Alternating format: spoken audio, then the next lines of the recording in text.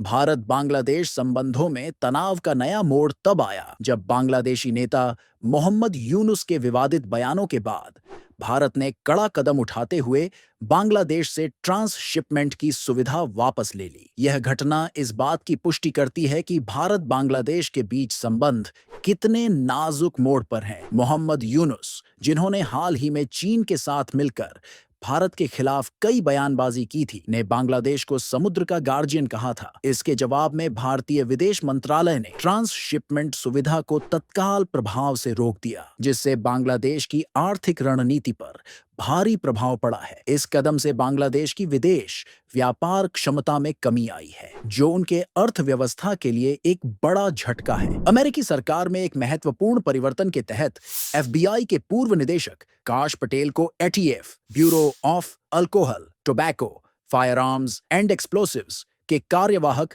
प्रमुख पद से हटा दिया गया है। यह निर्णय अमेरिकी राजनीति में उनके घटते प्रभाव का संकेत देता है। पटेल, जिन्होंने 24 फरवरी को इस पद की शपथ ली थी, की जगह अब सेना के सचिव डेनियल ड्रिस्कॉल को यह जिम्मेदारी सौंपी गई है। इस परिवर्तन की पुष्टि व्हाइट हाउस के प्रवक्ता हैरिसन फील्ड्स ने की है। विस्तृत जानकारी या इस निर्णय के पीछे के कारणों का खुलासा नहीं किया गया है। जम्मू कश्मीर विधानसभा में हाल ही में एक विवादास्पद और हिंसक घटना सामने आई, जहां आम आदमी पार्टी के विधायक महराज मलिक को बीजेपी के कुछ विधायकों ने पीट दिया। यह घटना वक्फ विधेयक पर चल रही बहस के दौरान घटी, जिसमें तनाव का माहौल पहले से ही विधानसभा में व्याप्त था। इस घटनाक्रम का आरंभ विधानसभा के अंदर हुआ, जब महराज मलिक ने कथित तौर पर कुछ हिंदू विरोधी बयान दिए, जिससे बीजेपी विधायकों में रोष भड़क उठा। आरोप है कि बीजेपी विधायकों ने मलिक को विधानसभा के बाहर भी निशाना बनाया और उन्हें मारपीट का शिकार बनाया। इस घटना के बाद विधानसभा के अंदर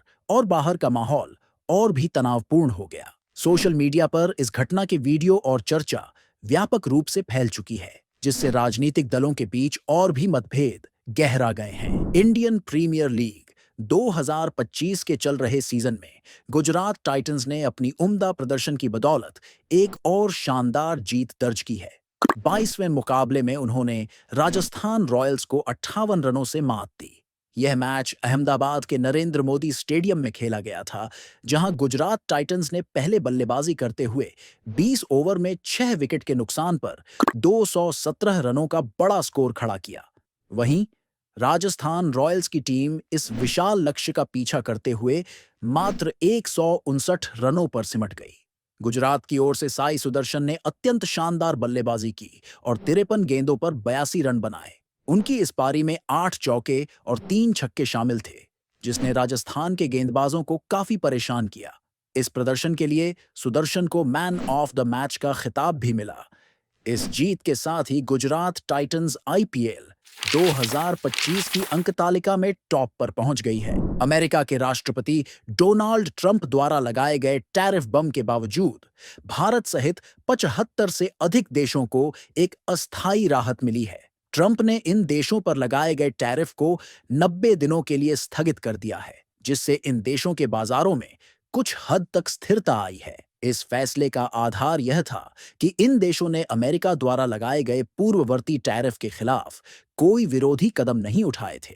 हालांकि इन देशों पर अभी भी 10% का बुनियादी टैरिफ बरकरार रखा गया है। इसके विपरीत चीन के साथ टैरिफ युद्ध अभी भी चरम पर है, जहां ट्रंप ने चीन पर लगाए गए टैरिफ को 104% से बढ़ाकर 125% कर दिया है। इसके प्रत्युत्तर में चीन ने अमेरिकी आयात पर 84% टैरिफ लगाने का निर्णय लिया है। इस बीच यूरोपीय संघ ने भी अमेरिकी उत्पादों पर 25% टैरिफ लगाने की घोषणा की है। रूस ने भारतीय प्रधानमंत्री नरेंद्र मोदी को द्वितीय विश्व युद्ध में जर्मनी पर मिली विजय की 80वीं वर्षगांठ के अवसर पर आयोजित होने वाले समारोह के लिए आमंत्रित किया है। यह समारोह हर साल 9 मई को मनाया जाता है और इसे रूस में विजय दिवस के रूप में जाना जाता है। इस दिन रूस उन सैनिकों की याद में एक भव्य परेड का आयोजन करता है, जिन्होंने नाजी जर्मनी के खिलाफ युद्ध में विजय प्राप्त की थी। पीएम मोदी के साथ भारत के रक्षा मंत्री राजनाथ सिंह भी इस समारोह में शामिल होने वाले हैं। इस वर्ष